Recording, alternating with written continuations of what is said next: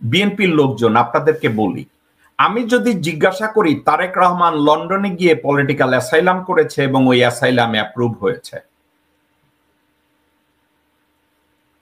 তারেক রহমান কি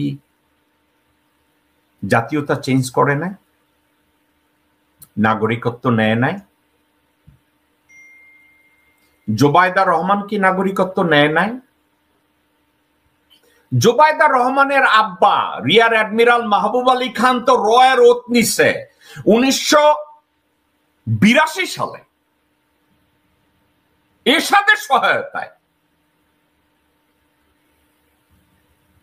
জোবায়দা রহমানের পরিবারের 2/3 লোকজন জোবায়দা রহমানের আপন বোন আওয়ামী লীগ করতো এবং রয়ের অপারেটিভ।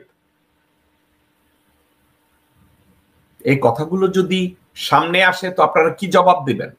সালাউদ্দিন বলেছে তাকে গুম করেছে, গুমের কোনো প্রমাণ কোন জায়গায় নাই, নিজে গিয়েছে ভারতের আতিথেয়তায় এস আলমের পয়সায় রাজকীয় জীবন যাপন করেছে। তো এটা যদি করে থাকে, সে সালাউদ্দিন বাংলাদেশে এসে সে যে ভারতের নাগরিকত্ব নেয় নাই, ওই যে মদিন্দ্রনাথ বইলা শেখ পরিবারের লোকজনের মতো, এটার ভেরিফিকেশন কে করবে? বাই দ্য ওয়ে, আমির খসরু মাহমুদ ভারতীয় নাগরিক, এটা কে করবে? মির্জা ফখর তার পুরো পরিবার ভারতের নাগরিক। এই নাগরিকত্ব নিয়ে আপনারা কোথায় যাবেন?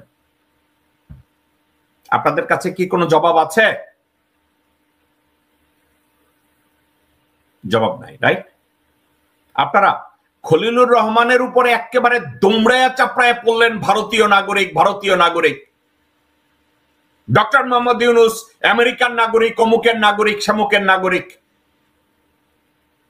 ওনারা নিজেরা বলছে বাংলাদেশ ছাড়া অন্য কোন দেশের নাগরিকত্ব ওনাদের নাই, ওত করে সংবাদ সম্মেলনে বলছে। আপনারা কি তারেক রহমানের লন্ডনে কেউ যদি বলে যে উনি ওখানে পলিটিক্যাল অ্যাসাইলাম নিয়েছে, দোষের কিছু না। হাসিনা ওনাকে পারসিকিউট করছে, ওনার পরিবারকে পারসিকিউট করছে, ওনার রাজনৈতিক দলকে পারসিকিউট করছে, উনি ওখানে ব্রিটিশ নাগরিকত্ব নিয়েছে, তো অসুবিধা কি? অসুবিধার কিছু নাই, কারণ তারপরে উনি জন্মসূত্রে বাংলাদেশের নাগরিক, উনি বাংলাদেশের রাজনীতি করার অধিকার ওনার আছে, দোষের কিছু নাই।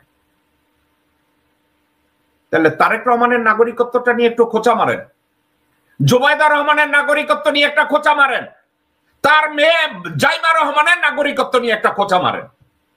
আমি তো ওপেনলি বলছি, বেলা রানী সাহা, কমলা রানী সাহা, হাসিনা শেখ এবং রেহানা শেখ এরা ভারতীয় নাগরিক।